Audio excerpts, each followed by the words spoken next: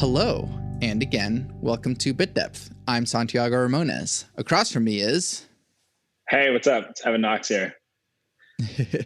I'm happy to have you. I guess the first thing is that, sorry that I was late getting back to you, but, stuff happens. Yeah, man, I feel you. Don't worry about it. I appreciate you making it work. Yeah. So first things first, who are you and what do you do? Yeah, so my name's Evan. I run a marketing company in the Atlanta area called Caffeine Marketing. I'm also a small business investor. So a lot of my time is spent either trying to grow one of my companies I'm a partner in or my client's company. Yeah. So to start with, how did you get into marketing and investing and why? For sure. It goes back to my grandfather. So my grandfather actually taught me about marketing when I was a kid. So I guess really a teenager.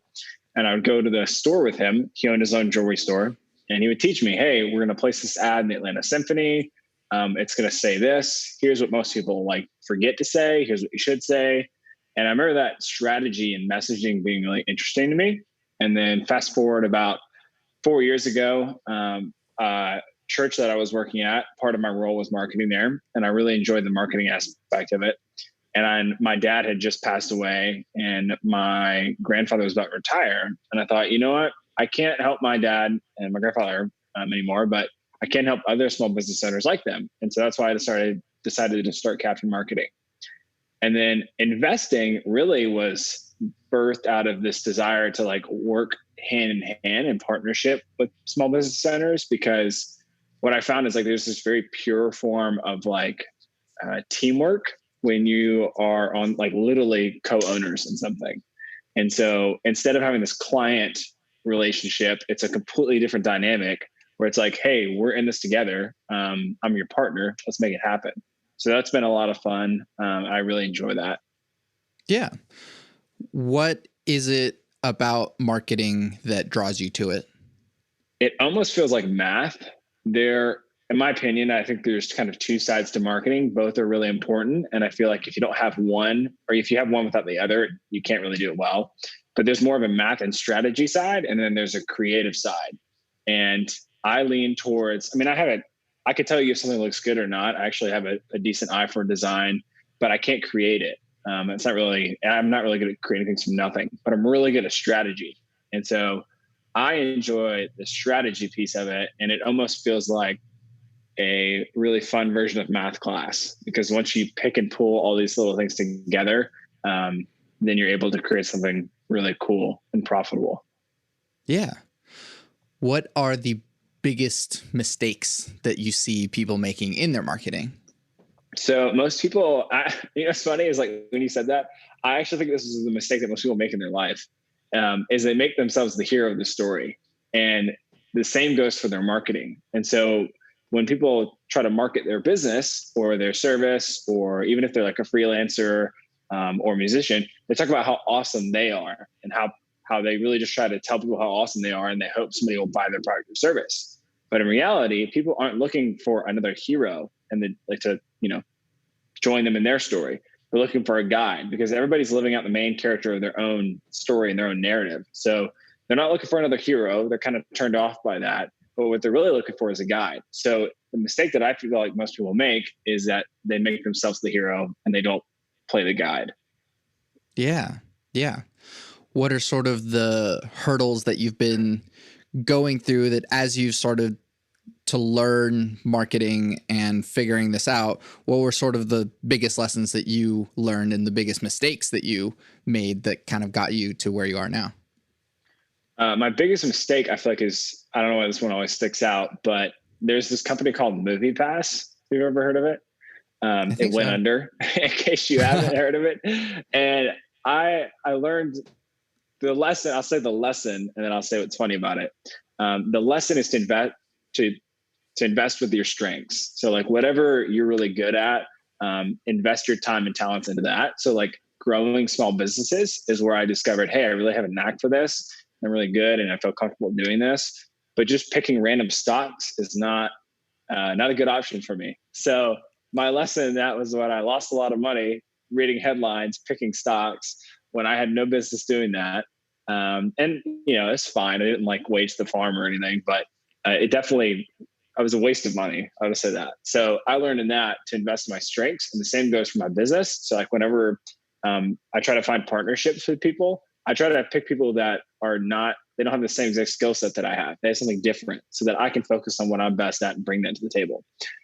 And then maybe a lesson from something that's been successful along that same lines is bringing in partners. When I started Caffeine, it was just me, and I bootstrapped it, and I feel like it went really well, and I'm glad I did it.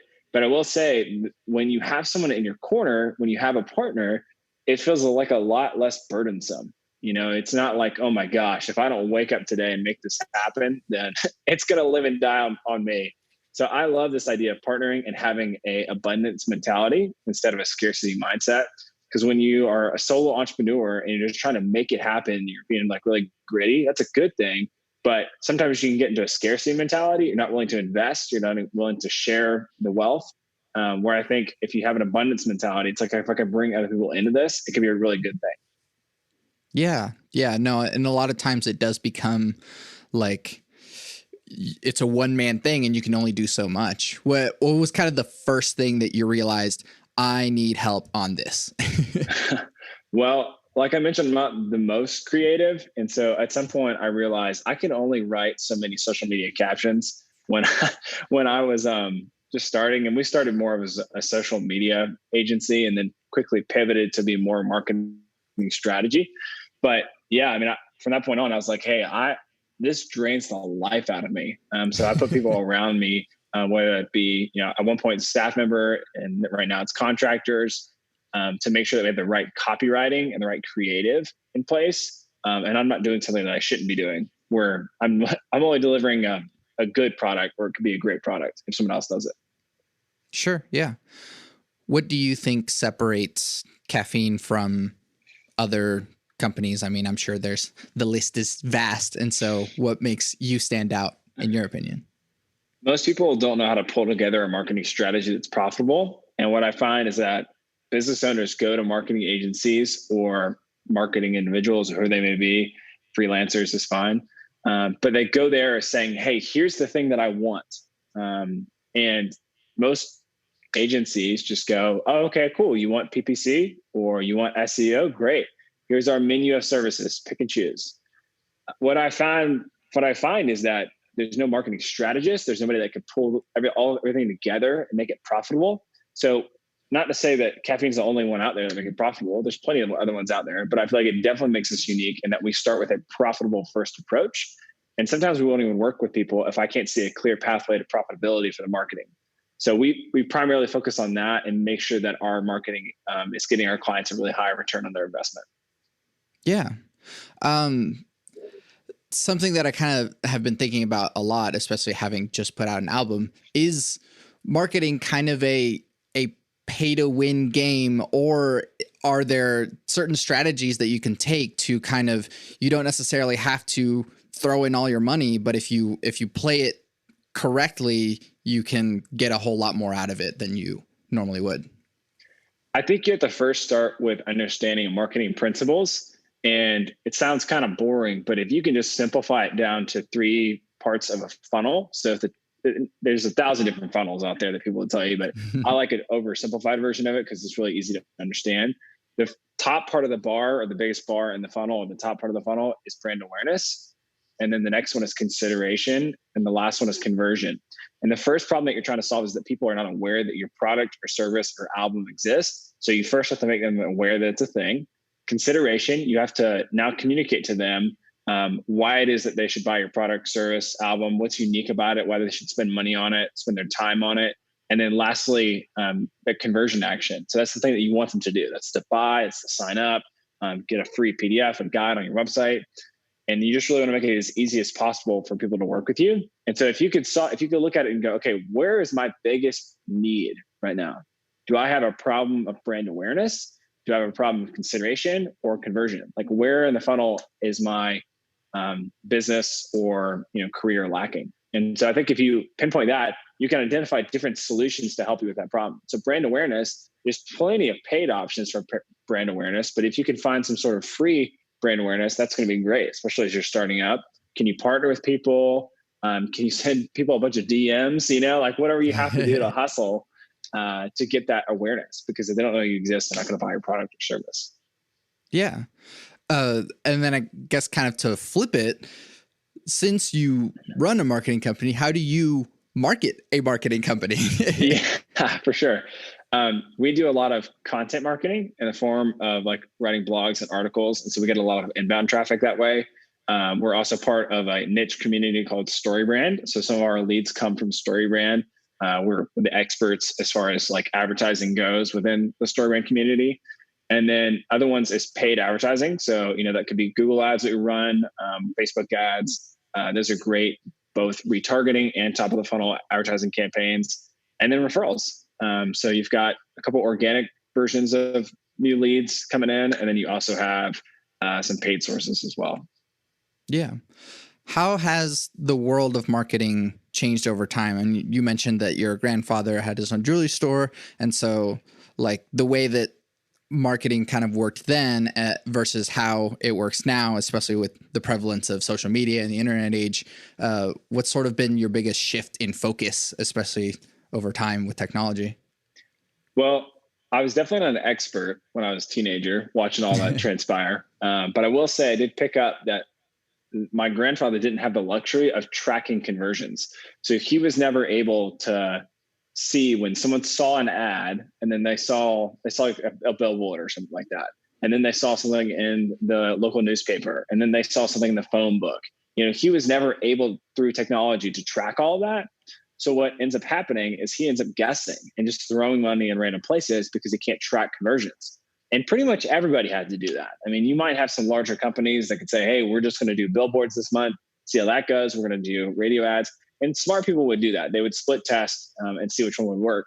But for the small business owner, it was very challenging to break through. And so I feel like as a small business owner today, you have such an opportunity to break through because the barrier to entry is so low. Like if you can find somebody who really knows what they're doing, paid advertising, it's really easy to scale a small company and grow it really quickly.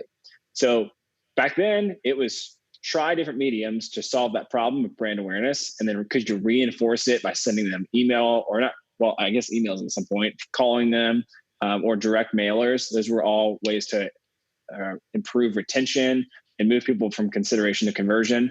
And then today you've now got social media advertising campaigns where you can create an audience that's just like your existing customer base. And so I could upload a list of my customers, say it's 1,000 people, upload it into Facebook, and then create an audience about 2 million people large. It matches almost the exact same characteristics as them. So same, demographics, social economic behaviors, spending habits, all that stuff. So I take those people and replicate them, and now I can sell to them, and they're pretty much an identical copy of my existing customers. So it's really easy to scale, whereas my grandfather never had that opportunity, and it would be really hard for him to grow his company at scale like that. Yeah. What's sort of the biggest barrier to entry to kind of getting from small business and getting to a mid-level and even bigger? Yeah. What I find, I really do need to come up with a better name for this, but it is a scarcity mentality. But I see it most with real estate and lawyers. And I've got friends that are real estate and lawyers. We just bought a house. So I'm not like anti real estate and lawyers, but I noticed that in these two professions, sometimes they have a bit of a scarcity mentality. So real estate agents have to be really thrifty, which is great, but they make plenty of money, especially if they're successful at it. They can make thousands and thousands of dollars every year and do just fine for themselves. But what I find is that they're often afraid to invest back in their marketing. And it's hard for me to understand because I see that, hey, if you spend $1,000 on ads, you could easily get $15,000 to $50,000 back based on your commission on real estate sales.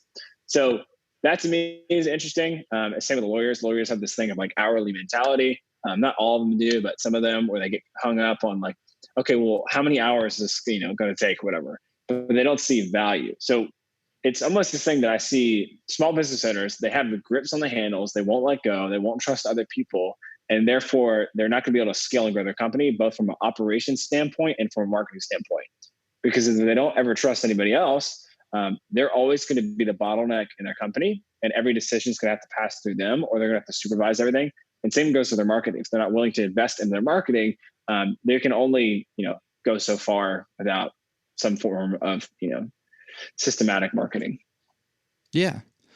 What's sort of one of the more nitty gritty sorts of things that happens in your day to day that no one would ever think is like, wow, I didn't realize you had to go that deep whenever you have to deal with this thing? Yeah. Well, most recently it's been looking at data. And at some point, data becomes like, I have to be careful at what time of day that I'm looking at data because my eyes can kind of glaze over and it's hard for me to like pull different trends from it. So if I'm looking at two different advertising campaigns, a couple things are going on there. One, I know that these pixels are the pieces of JavaScript on the website. They don't track everything. Maybe they only track 50 to 75% of it. And so now I'm left trying to guess, all right, so this Google ad campaign says it's getting this return on investment for me, whereas this Facebook campaign is saying that it's going to get me this return on investment. But it's also not that simple because they could see a Google ad, go to the website, get a Facebook retargeting campaign, and now I have to kind of look at this array of marketing that we're doing and go, okay, what is the winning funnel in here? So are they seeing the Google ads? They're hitting the Facebook ads. They're getting an abandoned cart email. Now they're getting an SMS notification that their discount's going to expire. What sequence here is the most profitable, and where do I put more money in order to scale and grow this company? So I'm looking at stuff sometimes like cost per click, number of impressions, how much it costs to bid for something. All of this go in factor or factor cost per impression. A lot of nitty gritty stuff in order for me to kind of decipher this code and say, okay, what's the thing that's actually growing this company? What sequence of events? Yeah, yeah. At what point do you kind of feel the triumph that you have successfully achieved a good marketing campaign? I will say that it's hard for my wiring. For example, we've got, so there's a couple of companies that it's just like me and another person as partner, but most of them are me and a partnership group. So it's me and two other individuals that are entrepreneurs as well. And we have meetings every Thursday, and we'll just run through our list of businesses that we're, a partner in. And it'll be like, man, we're 400% growth over last year since we, became partners in the company or whatever. And I'm like, yeah, it's cool. Yeah, the ads aren't performing how I want, bro. So I don't know that I'm ever satisfied with that. I think that's a blessing and a curse in some ways. I will say though, there's moments where I feel very vindicated, where I'm like, there's a client and I'm like, one comes to mind. He is a executive at a medical sales company. And he is in charge of their marketing and sales. And he was just like, it took a long time. We talked for about 5 months or so, which in my opinion is a long time. For some companies, that's probably not that long, but in negotiations, making stuff work. And finally, I'm like, hey, Chris, you got to trust me here. We're going to make it happen for you. Finally pulls the trigger. We do a new website, create ads, create a follow-up sequence. Long story short, he's got over a 17x return on investment. So for every dollar that he spent with us, he's at least gotten 17 back from that, which is incredible. And I wish I had a vending machine that I could just put $1 in and get 17 back continuously, because I just keep pouring money into it. So there are moments like that where I'm like, hey, Chris, all right, how much is that deal? Okay. All right, here's how much you spent on the website. Okay, do you understand that that's a 17 return X on, what you spent with us? And he's like, wow, yeah, it's amazing. So those moments I feel like are really good. Yeah. Where do you find that it's hard to get the ball rolling, that maybe sometimes like you said, there's stuff that like, oh, I want this to be performing better. And how do you tweak that to really get it going? I think having enough experience with some of these advertising campaigns over time, I have an idea of like, all right, something's not matching here. It's either the offer, the audience, so the targeting, or the copywriting. And the offer could be, it could be the copywriting as well. But generally it's, hey, is what we're trying to sell to somebody, is that not jiving with them? Or are we talking to the wrong person? And so I generally try to split test those two different factors. So for example, right now we're working with This is actually a hard problem to solve. And I just got an email from the client that they've made a huge sale, which is great. But again, I'm not satisfied with that. I want it to be like 10 to 20x for them and not just, 3 or 4x. So anyway, also be said, they want to target female financial advisors, which is great. They serve pretty much exclusively female financial advisors. However, the targeting that I can do, I can narrow it down to women who are financial advisors, but I can't speak to them. And so these are interesting problems to solve where I go, okay, how do I tell women that I have an offer specifically for them, but not break Facebook's policies, saying, hey, ladies, because you're not allowed to do that with Facebook policies. So it's becoming an interesting problem to solve by going, all right, how do I speak directly to these people? Because if you're able to speak to them, the campaigns are going to optimize. So if I know I want to speak to marketing agency owners, or if I want to speak to musicians, if I say, hey, musicians, I've got this incredible course on how to release your first album, you're going to pay attention to that. I'm not going to pay attention to that because I'm not a musician. So you have to speak directly to them, and then you have to communicate an offer. And it's been a challenge. It's been, split testing audience, offer. How do we say this without breaking policies in this regard? That doesn't always happen. It's kind of unique. Sure. It seems like there's a lot of psychology involved with both dealing with who your audience is, but then also dealing with your client psychology. Because I feel like there might be times where someone might be trying to go for something in their marketing, and you, with all of your expertise, you might have to be like, well, that's not necessarily the wisest decision. How do you kind of navigate those sorts of things? I think I have to approach the situation as a guide. I also have to have emotional differentiation. And so if a client does not do what I've asked them to do, or respond to something, or they choose to go a different direction, I have to have enough self-awareness and emotional health to go, hey, that's okay. You know what I mean? Like, they're doing this over here, but yet they still are doing this thing over here, and they don't trust me. That's a waste of their money, and they're not seeing any results from it. So the psychology is very interesting. I think emotional health, intelligence, self-awareness, all that stuff really lends a factor into the client relationship. And obviously I'm not perfect, and they're all humans as well. So there's always a tension to navigate there for sure. Now, when it comes to the client, as far as like if we're selling to somebody who is a potential client for a client, so let's just call them customers. So potential customers for our clients, I'm now looking at this through the lens of, how can I communicate to these people what this product is, and how does it help them solve a problem or survive and thrive? So how does this help them win the day, be successful, become an ideal version of themselves, or how does this help them avoid failure or pain? So I'm ultimately thinking of it like a storyline, using this thing called story brand. And I'm thinking, all right, hey, what does success look like for this potential customer? All right, well, if they're going to drive a BMW i3, it looks like being eco-friendly, but living this luxury lifestyle. Or if it's the, coffee cup I've got here, the Ember coffee cup, I want to now paint a picture of, hey, you don't want to actually want to know what failure looks like. Failure looks like having stale coffee that's cold on your desk that you don't want to drink. That's failure. Success looks like having coffee at the right temperature all day. This like little mug here has it at a certain degree. It was a Father's Day present, which is super fun. But yeah, that's just an example of success and failure. Yeah. What is something about you that people don't normally know? I'm a certified gemologist. So I can't officially grade your diamond, but I could probably tell for those who have gemstones, like they've got an engagement ring, I could give you a good idea of what kind of diamond that is, or what kind of gemstones that you're wearing. So that's a fun fact. It was really interesting growing up working at a jewelry store, because people would be like, "Oh, what do you think of my ring?" And if I didn't like it, I was just like, "Oh, it's great. It fits you. It's perfect." It's all opinion based. I'm not the expert. So yeah. Also, so you had actually come to me asking about podcasting, and so you were considering starting a podcast. So what was kind of your interest in that?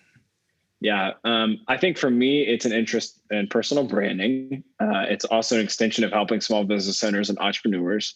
And then also, helping me grow as a person. Sometimes I just want to think that something might be hard. It seems like a fun challenge. So I've since then, I reached out to a bunch of people for advice and input. And I can't tell you how, I need to write, I don't know if it's a blog, if it's a long video, I got to find some way to concisely put together all of the advice that people gave, because it's really helpful.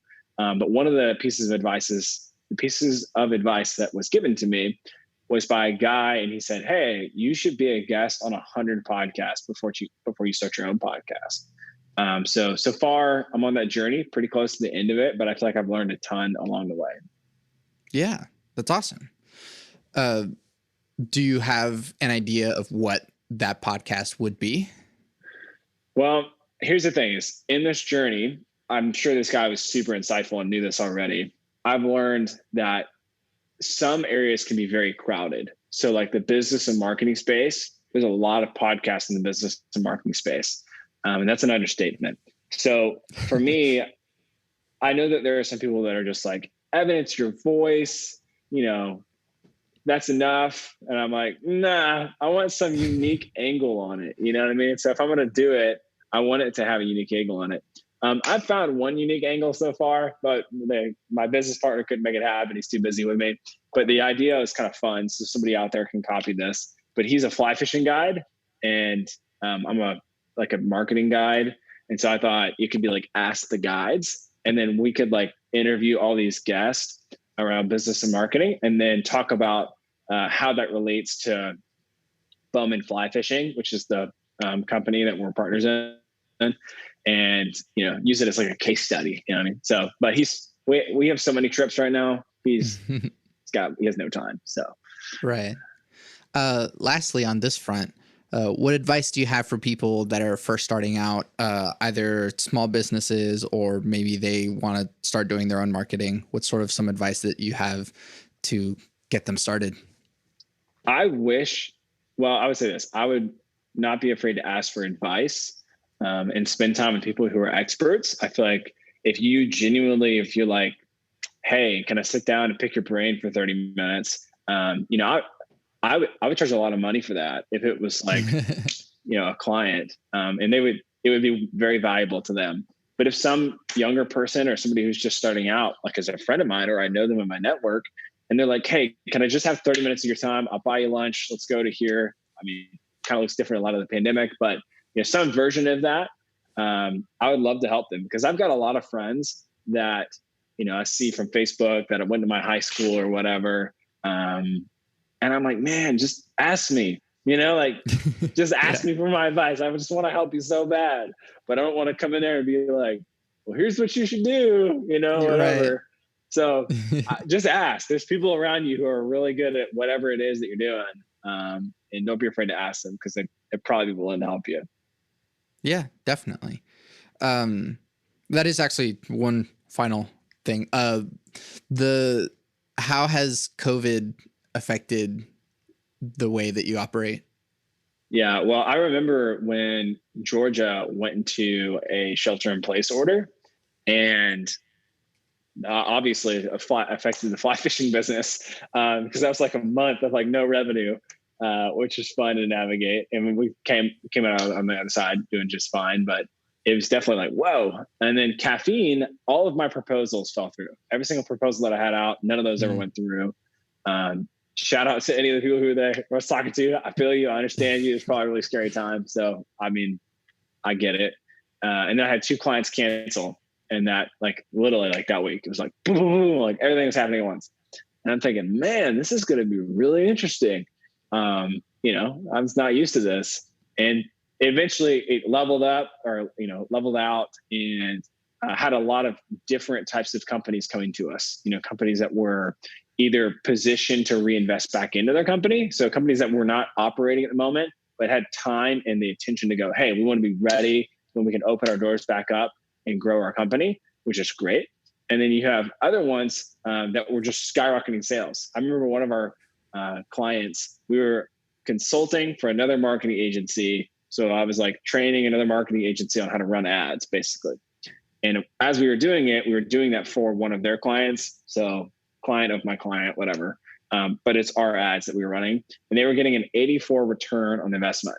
And that was mainly due to the fact that the whole everybody working from home, all this stuff, and their business skyrocketed.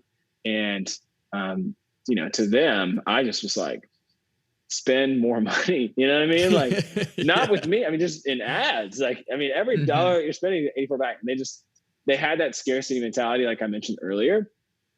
Even though they I don't even know how many figures would that be, 6 or 7 figures a month or a week. I remember it's some outrageous number, and they were afraid to spend more than a couple $1,000s in ads. So I just racking my brain, like, man, can't be doing that. But all that be said, we've been super fortunate. The last 3 years, we've doubled our profit every year, and I don't think that we're going to hit that same profit number this year, but we're above where we were last year. And I'm just very thankful for that. Just that, even though it looks different, it's not the same growth trajectory, that we're just still doing good, Yeah, definitely. Switching gears, and there's no good way to transition into this part of the conversation. What is the role of spirituality or religion in your life? Well, I would say that for me, I like to think that it's first. I often ask myself what matters 100 years from now for me. And that generally comes down to like my faith and my family, and my faith being my relationship with Jesus. I'm a Christian, and like just regular old non-denominational Christian. And I mean, it just puts everything in perspective, like the stuff of this world really doesn't matter. I remember I lived in Thailand for a few months, and I was just exposed to extreme poverty. And just realized, hey, like money and stuff this doesn't matter that much. And so to me, I think of it, and I thank God that it's just like a game I get to play, that he kind of lets me play in this sandbox, but I don't ever want it to become first priority in my life. And so whenever I feel stressed and overwhelmed, I try to go to God first, then talk with my wife or my family or whatever, my friends, but I try to bring everything first to him, imperfectly, mind you. But at the end of the day, man, I love God more than I love business. And so if God was ever like, hey, you're not doing this anymore, I'd say, cool. What else? What are we doing now? Sure. Yeah. What is your definition of God? Yeah, great question. So I think the God of Abraham would be the God of the Jews, right? And he's also the God of Jesus, and Jesus is God. So by definition, I would say some people might refer to him as the God of Abraham. He referred to him as I am. And I would just refer to him as Jesus, And so in the Christianity world, there's kind of like this thing called the Trinity, which is kind of hard to process, which is like they're three, but one. So the Father, the Son, and the Holy Spirit, is one. It's a single. He is God, but at the same time, he has three distinct roles that he plays. And so when I think about, who is or what is God, I just think of the Trinity and Jesus. Yeah. What is free will in your definition? Oh man, I love this. In the Christian camp, there's two, I guess, it's probably more than two camps, but two that I'm familiar with is Arminianism and Calvinism. And the Calvinist movement would say there is no, like the far right Calvinists or left, I don't know, would say that there is, no free will. God has predestined everything, and we are just playing a part in that predestination. And then Arminianism would say that, hey, we have total free will.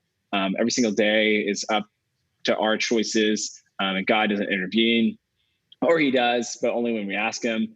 So for me, I think the free will is complex, and I don't know that I can simply solve it because there's a lot of stuff with like my family history, my values. And one might say that there's certain things that I'm predisposed to do that I think I might be choosing, but really I'm not. I'm not a victim of something, but I'm a product of something, I would say. So I think the idea of free will is that we get to choose our own future and make our own decisions. But I don't know how much I believe that free will is 100% a thing, or if it's not at all. I kind of land somewhere in the middle. And maybe some things are both, maybe God just redeems stuff as we do it. And yeah, I think the way that I think of free will is that like God factors in our decision into all the infinite possibilities of what he could do. And I don't have any real proof for any of this, but my thought is like, man, it's almost like the Avengers. Like if in the Avengers, when they take out there's like little time cubes and they alter the timeline, there becomes all these different time variants. It's almost like God knows that times infinity. Like he knows all the different directions and variants that existence could go into. And he is outside of time, so he can see all those things objectively. So I just think he's so big and I can't quite wrap my mind around it. Yeah, it's cool. What happens when you die? I would like to think that if, I believe that Jesus is who he says he is, that for me, I'm going to be with Jesus one day. I don't know if heaven is like another dimension or if it is a new earth, and that I'm going to wake up or whatever, and be with Jesus and this his new creation, a new earth. But for those who don't believe Jesus is who he says he is, I think that it's going to be life without God. C.S. Lewis describes it as like, hey, if you didn't choose to follow God, or you didn't want God in your life, then you're going to have the absence of God in the afterlife. And so if I see, in Evan's opinion, Evan could be wrong, but in Evan's opinion, if God is perfect and good, and then the absence of him is, the lack of good or perfectness, I think that life without God in the afterlife would just suck a lot. It'd be everything that isn't good. Sure. How do you determine what good behavior is? Definitely subjective, to some extent.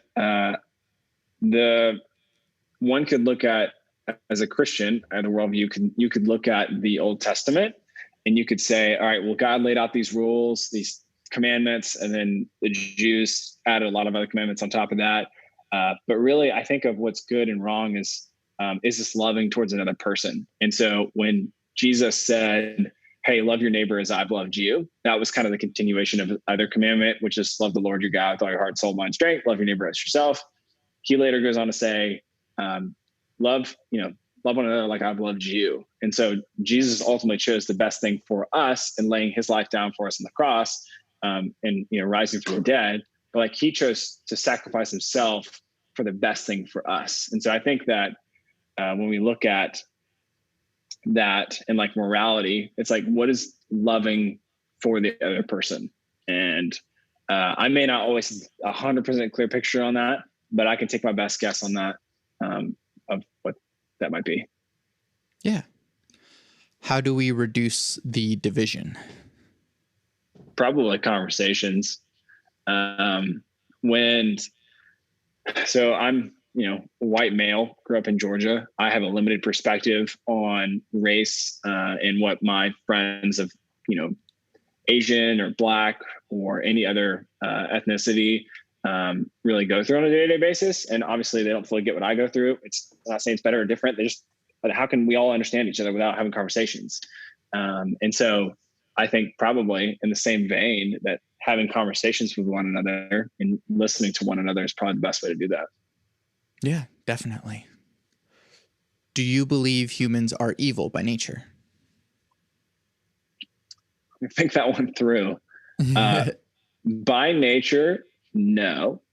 And what I mean, I'm going to add an asterisk there. Sure. So by nature, no, because we are creating in God's image. And so if the idea is that, humans are created evil by nature, I don't think that God is evil. I think God is everything that's good and perfect. So if we're created in his image, then we're not created evil. However, our decision, Adam and Eve's decision, if you call it, to reject God's commandment to eat the fruit, I'm loving this now. I feel like Eat of the tree of good and evil, eat of that tree of good and evil. That decision then like almost added like a disease into humanity that we're now have this war within us of being God's image bearers and also having this effect of sin in our life, which is again, just choosing something that's not one. There's two ways, I guess, to define it. One is choosing something that's not what God wanted, or doing something that would hurt another person. And so, or is not loving towards another person. So when we look at that and we go back to, is humans evil by nature? I would say no, but we have a disease that we're sick with. And that's why we needed a savior. It's because we needed redemption from that sickness. Yeah. What do you think humanity is heading towards in the future? I'd like to think a positive trajectory, like I think it depends on how you look at it and what stats you look at, but like an increasing, lifespan, and more people have access to clean water than they ever have before. I think that there's a lot of good things that are happening in this world. And one might, I guess really you could argue either direction, which would be really interesting, but I would say things are getting better as we go on. I think that there's definitely work to do in a lot of regards, but I think the future is positive as long as we continue to grow as a society. And I also think that there's this public accountability now, like everything is videotaped, everything is out there. And so I think the public will ultimately judge if something is okay or not. You know what I mean? Like it's not like you could just get away with stuff anymore. So yeah. What makes you optimistic about our future or for our future? First, as a believer, I think when Jesus says, "Hey, bringing His kingdom down here to earth," I don't know that that's just like one day when the rapture of the world ends or whatever. I think God wants to build His kingdom here and now, and so I'm optimistic that God wants to do something. I'm sounding very Christian right now, but it's not my intention, but it's just, I guess, what I believe, but yeah, I just believe that Jesus, He wants to build His kingdom here, and He wants to redeem the brokenness of our world. And I feel like maybe this is a sign that we're heading in a positive direction in some regard, is some of the things that I mentioned before. And so I'm positive and optimistic because I feel like God's in control, and I don't have to worry about it. I could be part of the things that He wants me to be a part of, like bringing clean water to people who don't have access to it. I know I already mentioned that, but that's an example. I feel like I get to partner with Him in something that He wants to do. And so that, therefore, I'm optimistic about the future because I believe that He's in control and he cares for people. Yeah. How do you think your faith affects how you run your businesses? It gives me a level-headedness, I would say. I'm a generally intense person by nature and maybe upbringing. And so I think that gives me a certain foundation that I feel just at ease or peace with, no matter what happens either way. And I also think that's one regard. The next regard is that if I really do believe Jesus gave Himself for me, I want to be my own extension of that in my business. I want to have this attitude of being a servant to my clients and also to my business partners. I'm not here. They're not a burden on me.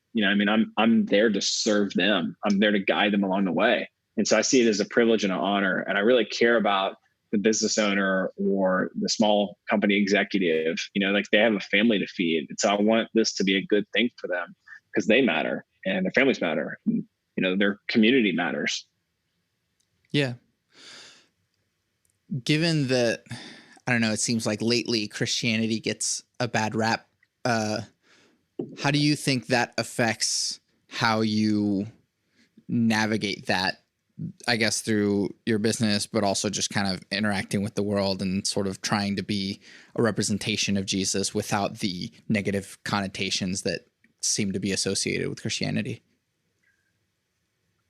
It's hard to judge. I'm a fairly young guy, but I think for me, I've noticed it could be my just getting older, but I become more afraid to say something that's politically incorrect. I don't know if that's the exact right phrase, but like I just offend somebody. So like a friend or client who's also a friend had a baby or was like gonna go have a baby. He was like, "Hey, we're headed to the emergency room," and my heart is like, "Hey, I'm praying for you guys. Like, I'm so excited for you. This is awesome." But I felt like I couldn't say, "Hey, I'm praying for you," because I felt like, I don't know, my not only not think that's weird, but that like just somehow might offend him, and that might not be okay. You know, like I'm okay if he thinks I'm weird, but like, I don't know. I feel like we're in a. You're right. Christians do get a bad rap. Sometimes we deserve it. You know, like I don't know that historically we've done a perfect job, and we definitely haven't done a perfect job. And so I don't know. I think not. I wouldn't judge Jesus. I'll just say this: I wouldn't judge Jesus off his followers, even though that's the reality of it. So like he is good and perfect. We're just trying to be like him imperfectly. Sure. What makes you content? I'd like to say it comes easy, but is not. Today, I'm not sure how to really say this in the right way, but I texted my wife and I said, "Hey, I've just honestly just felt really like materialistic is the thing that I was thinking because, and honestly, like I'm in it all day, right? Like I'm in the marketing space. I'm looking at stuff and how awesome stuff is. And I have to say that stuff is awesome. You know what I mean? Like, of course I want that new car, you know, or whatever, or Apple CarPlay in my new car, you know, oh my gosh, I shouldn't have it. I got to install that now. So I just texted her and said, "Hey, I just feel really materialistic right now." And I don't really want to say exactly what I said to her after that, but I just said, "Hey, here's this thing I want to do. Can we do that?" As just an offering to God, just for thankfulness, and also just to counter the materialism that I'm experiencing right now. So it was almost like, all right, here I am, just so obsessed with what's in front of me, just forgetting what all is gonna really matter 100 years from now. I'm like, why don't I just take like a blatant step the other direction? Why don't I just do the opposite of that? You know? So I feel like that helps. Yeah, definitely. When will you be satisfied? Probably not till I'm with Jesus one day. I have moments of satisfaction, both like a dopamine accomplishment. So I'm not a neuroscience expert here, but I think I do understand that when I crush a goal for a business that we're a part of, or we make a lot of money on something, I get a hit of dopamine. So it's like this drop of dopamine in my brain. But if I go to spend time with Jesus, excuse me, I'm in that moment with Jesus. I'm reading the Bible. Sometimes I feel a connection with him. Sometimes I don't. But when I have this relationship with him, I get this like release of serotonin. And so it's like a different type of like chemical reaction in my brain of satisfaction, where like one is like oh yeah, job well done to myself. Or the other one is like, no, like I feel the contentment like we were talking about earlier. But I know that really won't be there permanently until, everything is made perfect. Sure. What advice do you have for people in general? Well, I definitely already said my 100 years from now thing, so I can't use that. I think I don't want to oversimplify it here, but I'm just going to take one out of the Jesus playbook here, which again, I'm not trying to sound overly Jesus-y, but like worrying about tomorrow, it has no value. Like Jesus said, I'll give two. Here we go. One is like worrying about tomorrow is not going to do anything. I'm paraphrasing about it, so why worry about tomorrow when today has enough trouble? And then the second thing is that it's better to give than receive. And so I feel like we as humans so often just want to accumulate crap and stuff. I'll just speak from I do. And so what I found though is I lose sight that it's way better to sit down with somebody and give something. And so I'm reminded of that so much with my friends. I've got some of my core friends that are just unreal. I mean, just like I remember going to the airport and being late for my friend's flight out of Atlanta. And there was just like, some people who I think were homeless and were asking if they could have food. And here I am with my friend, like, got to get him to the airport. And I'm like, oh, sorry, man. And my friend literally just like, not at all a thing with me, wasn't trying to show me up. Like literally just walks over there and it's like, hey man, what can I get you? Like, what do you guys need? And then like feeds these people. And I was like, here I freaking am, just trying to get to the airport, totally losing sight that this is what we're about, like our little friend group. This is what we care about as other people. So, I'm thankful that I'm reminded of that stuff. Yeah. Last question. Cake or pie?